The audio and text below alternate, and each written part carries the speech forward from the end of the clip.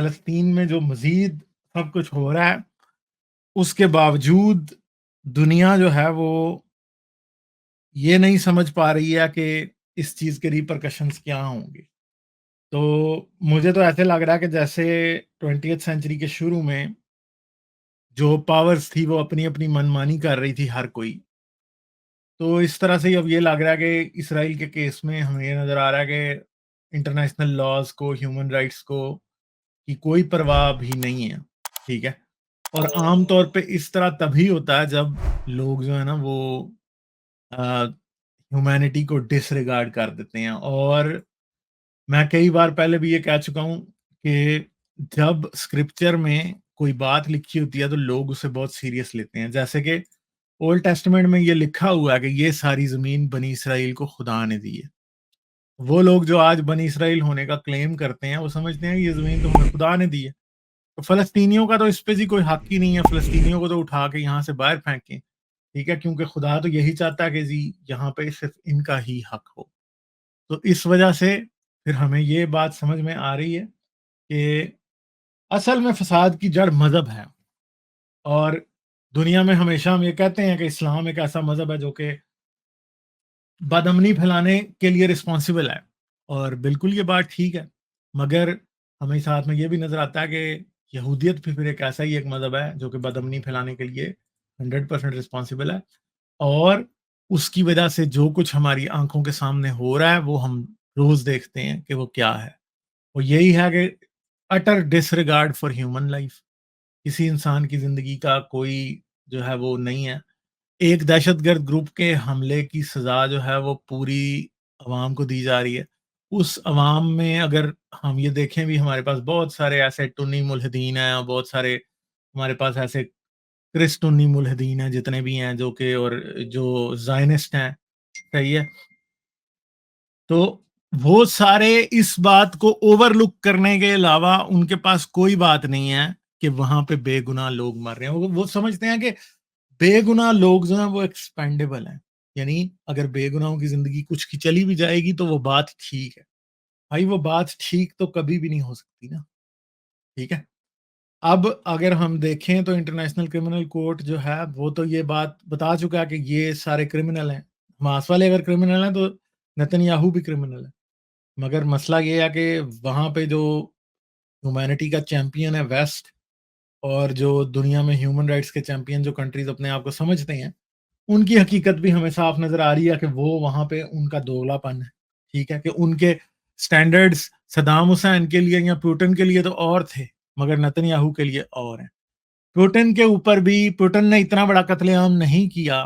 ٹھیک ہے. پوٹن کو میں صحیح نہیں سمجھتا، مگر پوٹن نے اتنا بڑا قتل عام نہیں کیا، ایک ہیلپ لیس سویلین پاپولیشن کو اس طرح سے نہیں مارا جس طرح سے نتن یاہو نے مارا ہے. پوٹن کے جو وارنٹ ہوئے ہیں انٹرنیشنل کرمنل کورٹ سے جاری، اس کو سارا ویسٹ انڈورس کرتا ہے، اسے کہتا ہے کہ وہ ٹھیک ہے. مگر نتن یاہو کے جو ہو رہے ہیں اس کے اوپر یونائٹڈ اسٹیٹس اور دوسرے ویسٹرن الائز جو ہیں اسرائیل کے، وہ دھمکیاں دے رہے ہیں انٹرنیشنل کرمنل کورٹ کو کہ اس کے ریپرکشنز ہوں گے، یہ صحیح نہیں ہے، یہ فلاں ہے ڈھمکاں ہے. تو یہ جو چیزیں ہیں یہ اصل میں بڑی غلط چیزیں ہیں. اس سے دنیا میں ایک بات ہے کہ کل کو اگر چائنا تائیوان کے اوپر حملہ کر دے گا اور وہاں پہ وہ قبضہ کر لے تو کوئی کیسے چائنا کو پھر کہے گا کہ بھائی آپ ہیومن رائٹ وائلیشنز کر رہے ہیں.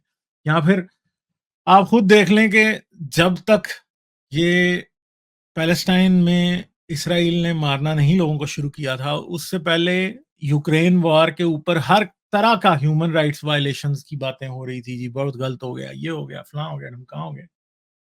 اور جب سے یہ ہو چکا ہے اس کے بعد سے آپ یہ دیکھ لیں کہ سارا ویسٹ خاموش ہے. آپ کو ویسٹرن میڈیا جو ہے وہ بھی یوکرین وار کی بات کرتا تو ہے ایز اے رپورٹنگ، مگر جیسے پہلے بڑھ چڑھ کے ہیومن رائٹس کی بات کی جاتی تھی کہ اتنے یوکرینینز مر گئے، اپنے گھروں سے بے گھر ہو گئے، اتنے ریفیوجیز بن گئے، اتنے یہ ہو گئے، یہ باتیں کرنا اب ویسٹرن میڈیا نے بند کر دیا. CNN MSNBC بھی اب یہ باتیں نہیں کرتے. کیوں نہیں کرتے؟ کیونکہ ظاہری بات ہے کہ ان کو نظر آ رہا ہے کہ اب وہ کیسے کریں. اب جب انہوں نے غازہ میں جینوسائیڈ کو انڈورس کرنا ہے تو دوسری طرف وہ کیسے بات کر سکتے ہیں. تو یوکرین وار میں ہیومن رائٹ کی وائلیشنز جو ہو رہی ہیں وہ بھی اصل میں غازہ وار کی کیجوالٹی کاؤنٹ ہونی چاہیے. کیوں؟ کیونکہ غازہ وار کی وجہ سے ان کی بات کرنا لوگوں نے بند کر دیا، ان کے اوپر کان دھرنا بند کر دیا، اس کے بارے میں لوگ نہیں سوچ رہے۔ تو اصل میں مسئلہ یہ ہوتا ہے کہ جب دنیا میں کوئی بہت بڑی گراس قسم کی کا انجسٹس ہوتا ہے، لوگوں کی جانیں جاتی ہیں، تو دنیا چپ اگر اس پہ رہے تو پھر دنیا میں جتنی اور ہیومن رائٹس کی وائلیشنز ہو رہی ہوتی ہیں ان کے اوپر بات کرنا بھی irrelevant ہو جاتا ہے۔